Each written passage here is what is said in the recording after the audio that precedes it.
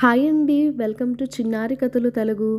కథ పేరు సేద తీరిన మనసు. రచయిత యశోద కైలాస్ పులగుర్తి గారు. ఈ కథ మీకు నచ్చినట్లయితే కనుక మన ఛానల్ని లైక్ చేయండి, షేర్ చేయండి, సబ్స్క్రైబ్ చేసుకొని సపోర్ట్ ఇవ్వండి. ఇక కథలోకి వెళ్ళిపోదాము.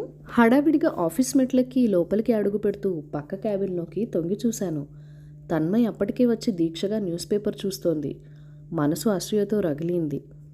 అసలు తన్మయ్ అంటే నాకు ఇష్టం లేకపోవడానికి ఉండే 1,00,000 కారణాల్లో ఇది అన్నిటికంటే ముఖ్యమైనది. ఎట్టి పరిస్థితుల్లోనూ ఆఫీస్కి 9 గంటలకల్లా రావటమే కాదు, రాగానే కబుర్లు కాఫీలతో ఏమాత్రం టైం వేస్ట్ చేయకుండా పనిలో పడుతుంది. Economic times, times of India, Hindu news పేపర్లలో బిజినెస్కి సంబంధించిన టెండర్ నోటిఫికేషన్లు ఏవైనా ఉన్నాయేమో అని చెక్ చేసుకుంటుంది. ఆమెకున్న న్యూస్ పేపర్ నాలెడ్జ్ మరెవరికీ లేదని చెప్పవచ్చు. ఎక్కడ ఏ విషయం గురించి చర్చ వచ్చినా తను కూడా పాల్గొని చక్కని సమాచారాన్ని అందిస్తుంది. మనకంటే తెలివి తక్కువ వాళ్ళని, నీచులని క్షమించి స్నేహం చేయగలుగుతాం, కానీ మనకంటే తెలివైన వాళ్ళని, మనకంటే సిన్సియర్గా కష్టపడి పనిచేసే వాళ్ళని ప్రేమించగలగడం, స్నేహం చేయడం అంటే అంత తేలికైన విషయం కాదు. మరందుకే తన్మయ్ అంటే నాకు ఒక రకమైన అసహనం. నాకు ఈ విషయంలో నా ఆలోచన, నా ఊహలు తప్పు అని అనుకోకుండా నేను కరెక్ట్గానే ఆలోచిస్తున్నాను అనుకుంటూ నన్ను నేను సమర్థించుకుంటూ ఉంటున్నానన్నమాట. అసలు ఆ మాటకొస్తే ఆమె పేరు దగ్గర నుంచి తనంటే నాకు ఇష్టం ఉండదు. తన్మయ్ ఎంత అందమైన పేరు. నా పేరు భాగ్యవతి. నేను పుట్టినప్పుడు మా వాళ్ళు ఇంతకంటే గొప్ప పేరు దొరకలేదేమో, లేక భాగ్యవతి అని పెడితే భాగ్యాన్ని తెచ్చిపెడతాననుకున్నారో. నేను భాగ్యాన్ని తెచ్చానో లేదో కానీ నా పేరు ఎంత పాతగా మోటుగా ఉంది అని అనుకోని క్షణమే లేదు. ఎంత చెత్త పేరు నాది. పైగా మా ఆయన ఎంతో ముద్దుగా భాగ్య అంటూ పిలుస్తుంటే నా పేరు మీద నాకే అసహ్యం కలుగుతుంది. ఒక పేరే కాదు, అన్ని విషయాల్లోనూ నేను తన్మయ్ కంటే తక్కువే. నేను ఒక యూడీసీ గ్రేడ్లో చేరి మెల్లగా కష్టపడి ప్రమోషన్లు సంపాదించి ఆఫీసర్నైతే తనేమో చిన్న వయసులోనే పెద్ద చదువులు చదివి డైరెక్ట్గా రిక్రూట్మెంట్లో నాకంటే పెద్ద క్యాడర్లో చేరింది. ఎంతో తెలివైనది. మంచి కమ్యూనికేషన్ స్కిల్స్ కూడా ఉన్నాయి తన్మయ్కి. చిన్నప్పటి నుండి కాన్వెంట్లలో చదివిందట. అది కాకుండా లేటెస్ట్ టెక్నాలజీ బాగా తెలిసిన అమ్మాయి.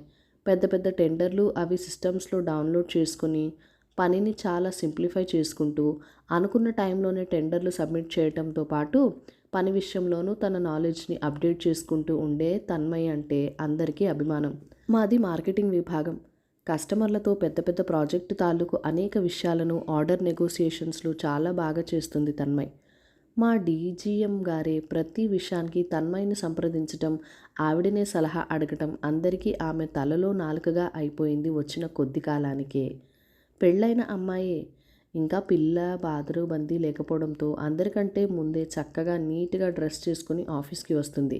ఎంత పని చేసినా అలసట ఉన్నది కనిపించనీయకుండా ఎళ్లవేళలా చిరునవ్వుతూ ఉండే తన్మయ్య చూస్తుంటే నాకు ఆశ్చర్యం. నేనేమో నా 2 పిల్లల్ని సవరించి ఇంటిల్లిపాదికి అన్నీ అమర్చిపెట్టి ఆదరాబాదరగా బస్సులు ఎక్కి దిగి రొప్పుకుంటూ రోజుకుంటూ చెమట కార్చుకుంటూ వస్తాను. ఆఫీస్లోకి అడుగు పెడుతూనే నా చీరకేసి చూసుకుంటాను.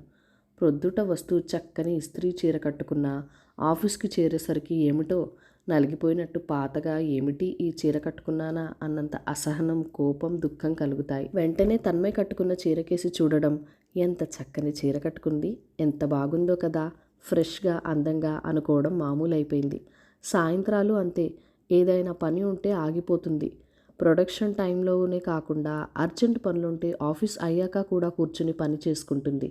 నాకేమో సాయంత్రం 5 అయితే చాలు, ఇంటికి వెళ్ళకపోతే కొంపలంటుకున్నంత టెన్షన్. కానీ ఈ మధ్య నేను తన్మయ్ని గమనిస్తూ అప్పుడప్పుడు టెక్నికల్ జర్నల్స్ని చదవటం, సిస్టమ్స్లో నా సర్వే రిపోర్ట్ని తయారు చేసుకోవటం, కొన్ని కంప్యూటర్ లాంగ్వేజెస్ను నేర్చుకోవటం మొదలుపెట్టి నన్ను నేను ఇంప్రూవ్ చేసుకోవడానికి ప్రయత్నిస్తున్నాను. దీనికి స్ఫూర్తి తన్మయ్ అని చెప్పడానికి నా అహం అడ్డొస్తుంది. నేను కష్టపడుతున్న దానికి తన్మయ్కి క్రెడిట్ ఇవ్వడం నాకు అస్సలే ఇష్టం లేదు. ఆమెను చూస్తుంటే నాకు చెప్పలేనంత అసహనం కలుగుతుంది. ఆ అమ్మాయిలు ఏమి బలహీనతలే లేవా అనుకుంటూ ఆమెలో బలహీనతలు వెతకటమే నా పనిగా పెట్టుకుంటూ ఎప్పుడూ ఆమెను గమనించడం ప్రారంభించాను. ఈరోజు ఆఫీస్కి రాగానే మా డీజీఎం ఆయన క్యాబిన్లోకి వెంటనే రమ్మనమని నాకు మెసేజ్ చేశారు. నేను ఆయన క్యాబిన్లోకి వెళ్ళేటప్పటికి తన్మయ్ కూడా ఆయన ఎదురుగా కూర్చుని ఉంది. ఇద్దరూ ఏదో చర్చించుకుంటున్నారు. నన్ను చూడగానే తన్మయ్ చిరునవ్వు నవ్వింది. బదులుగా నా పెదవులు బిగుసుకున్నాయి. చూడండి భాగ్యవతి, మనకు ఈ విశాఖ స్టీల్ ప్లాంట్ ఆర్డర్ వచ్చింది కదా. ఈ ప్రాజెక్ట్ ఎగ్జిక్యూషన్ మీకే అసైన్ చేస్తున్నాను. చాలా ప్రెస్టీజియస్ ప్రాజెక్ట్. సకాలంలో పూర్తి చేస్తే మార్కెట్లో మన కంపెనీ ఇమేజ్ పెరగడమే కాకుండా దీని ఆధారంగా ఇంకా చాలా ప్రాజెక్ట్స్ ఆర్డర్స్ వచ్చే అవకాశం ఉంది. మీకేమైనా సందేహాలుంటే తన్మయ్ గారిని సంప్రదించండి అని చెప్పటంతో నాలోని అసహనం ఇంకా ఎక్కువైంది.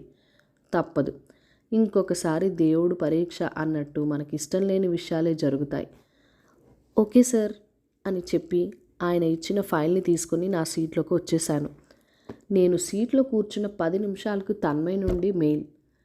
ఇంకా ఈవిడ గారు క్షణం కూడా ఊపిరి తీసుకొనివ్వదంటూ మెయిల్ చదివాను. దాని సారాంశం: ఈ ప్రాజెక్ట్కి సంబంధించిన వర్క్ ప్రోగ్రెస్ రివ్యూ చేయటానికి ప్రతి బుధవారం శనివారం సాయంత్రం 4 గంటలకి తన క్యాబిన్కు రమ్మనమని. ఓకే చేయాలి, చేశాను.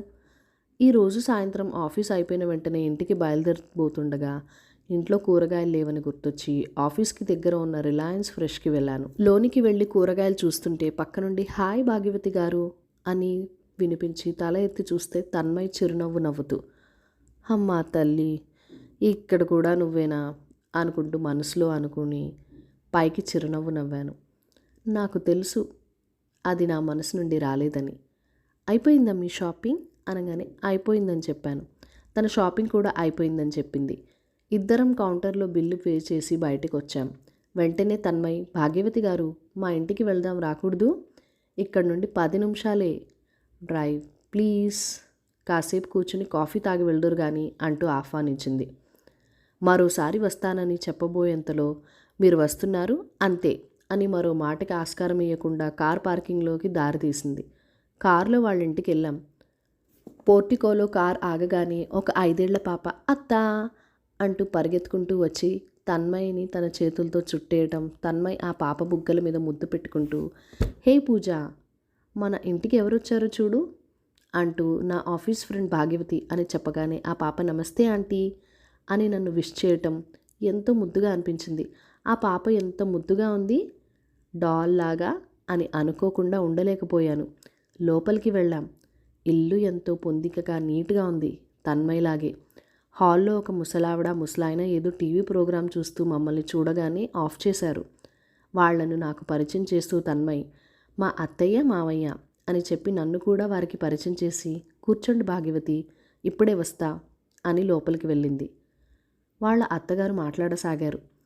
తన్మయ్ తమ కోడలని, వారి అబ్బాయి ప్రాజెక్ట్ పని మీద అమెరికా వెళ్ళాడని, అందరినీ విడిచి వెళ్ళలేనంటే తన్మయే నచ్చజెప్పి పంపించిందని, ఆ పాప తమ మనవరాలని, కూతురు అల్లుడు యాక్సిడెంట్లో పోయారని, తన్మయ్ తమని కన్న తల్లిదండ్రులా ఆ పాపని కన్న కూతురులాగా చూసుకుంటుందని చెప్పారు. ఈ లోపల తన్మయ్ ఒక ట్రేలో కాఫీ కప్పులు స్నాక్స్తో వచ్చింది.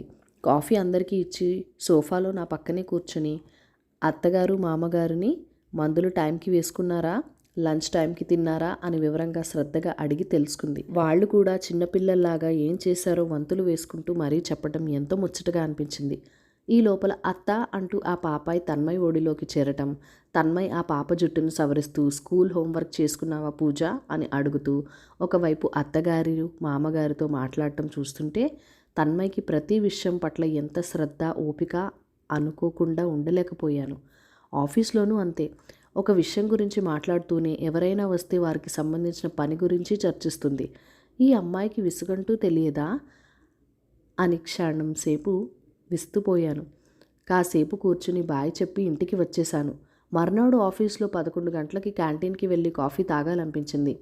తన్మయ్ క్యాబిన్ వైపు చూశాను. సిస్టంలో ఏదో దీక్షగా టైప్ చేస్తోంది. తనను కూడా పిలుద్దామని మెసేజ్ పెట్టాను, కాఫీ తాగదాం వస్తారా అని. ఓ యా అంటూ సీట్లోంచి లేచింది.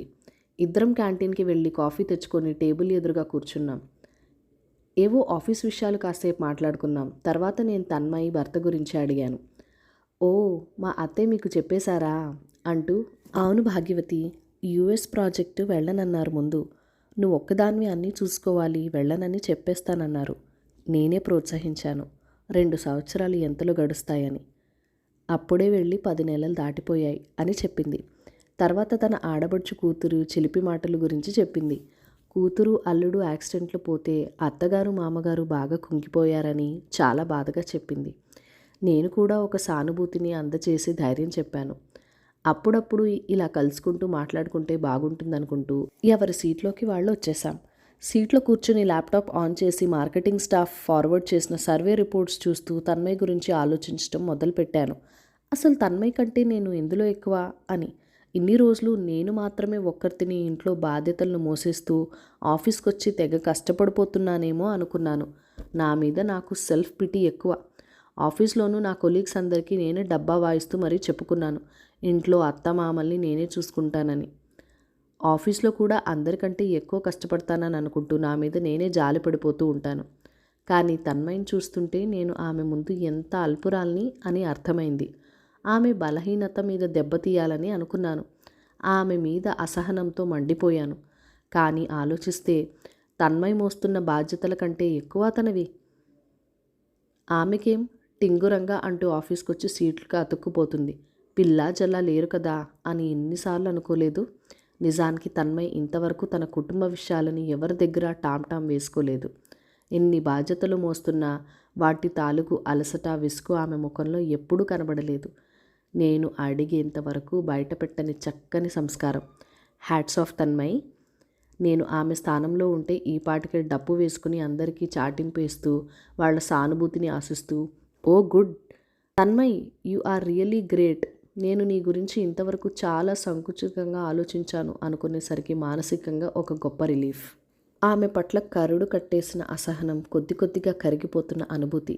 దాని స్థానంలో ఆమె పట్ల అభిమానం, గౌరవం కలగసాగాయి. నా ఆలోచన దృక్పథంలో వచ్చిన పరిణితి నా మనసుని సేద తీర్చడమే కాకుండా నా మీద నాకు ఇష్టం కలిగేలా చేసింది.